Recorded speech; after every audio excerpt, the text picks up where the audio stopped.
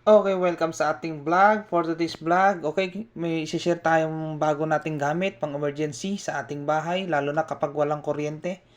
Ayan guys, yung ating car inverter 220 watts. Okay, so ang gamit natin dito ay 12 volts battery. Tapos, i-connect natin sa ating car mini inverter. Ayan guys, so maliit lang siya. Ito yung size ng ballpen.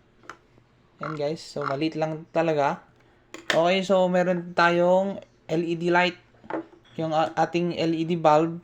So tetest natin dito. So gamit lang natin dito, dapat yung mga mababang wattage lang. Pag gamit ka ng electric fan, gamit ka lang ng clip fan. Yung mga kinasabit lang gagamitin mo dito. Huwag tayong gagamit ng rice cooker, plancha, or matataas na mga wattage. Okay, so tetest natin. So automatic na guys, pag ating i-clip sa ating negative terminal sa ating battery, yan yung positive, red tsaka black. Automatic na po yan na iilaw yung kanyang power. Okay, tetest natin. Ito pang emergency, lalo na kapag may bagyo. Yan. Ito yung kanyang LED bulb. Ang kanyang output ay 220 to 230. Ayan.